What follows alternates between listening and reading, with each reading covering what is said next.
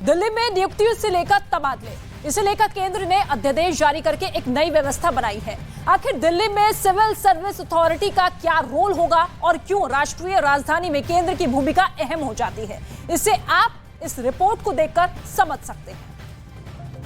दिल्ली को लेकर लागू हुए नए अध्यादेश पर खूब सियासत हो रही है, भ्रम फैलाने की भी कोशिशें हो रही हैं। ऐसे में सरकारी सूत्रों ने अध्यादेश पर कुछ सवालों के जवाब दिए हैं।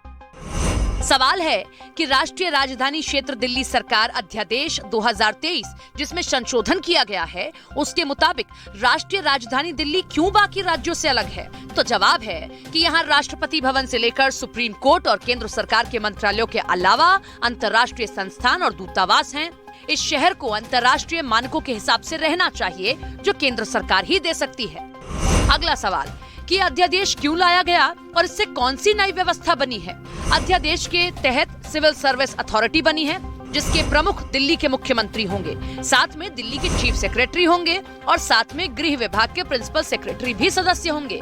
यही समिति नियुक्तियां, तबादले और सतर्कता से जुड़े मामले देखेगी और मंजूरी के लिए उपराज्यपाल को भेजेगी। अब सवाल कि नई अथॉरिटी से फायदा क्या होगा? ये अध्यादेश इसीलिए लाया गया ताकि दिल्ली के मुद्दों को लेकर केंद्र और राज्य के बीच में संतुलन बना रहे और दिल्ली का विकास ठीक तरह से होता रहे, जिसमें केंद्र और दिल्ली दोनों की भागीदारी हो। इस अध्यादेश की कौन कौन सी बातें खास हैं? दिल्ली में नियुक्तियों के लिए यूपीएससी यानी संघ लोक सेवा आयोग दिल्ली में पब्लिक सर्विस कमीशन के तहत आने वाले ग्रुप ए और ग्रुप बी सर्विस को देखेगा, जबकि ग्रुप सी की भर्ती का काम Delhi subordinate service recruitment board देखेगा। केंद्र सरकार अफसरों और कर्मचारियों को लेकर नए नियम बनाएंगी या उसमें संशोधन करेंगी। राष्ट्रपति किसी भी प्राधिकरण, बोर्ड या आयोग का गठन करेंगे। बड़ा सवाल कि क्या ये अध्यादेश सुप्रीम कोर्ट के फैसले के इरादे के अनुरूप है? अध्यादेश के तहत बनाई गई अथॉरिटी में दिल्ली के मुख्यमंत्री और 2 शीर्ष अफसर हैं, यानी इसमें दिल्ली प्रदेश का प्रतिनिधित्व है। क्योंकि इसमें मुख्यमंत्री अध्यक्ष हैं, उनके पास सभी अफसरों को लेकर सिफारिश करने का अधिकार है और दिल्ली सरकार दिल्ली से जुड़े सभी बड़े फैसलों में शामिल रहेगी।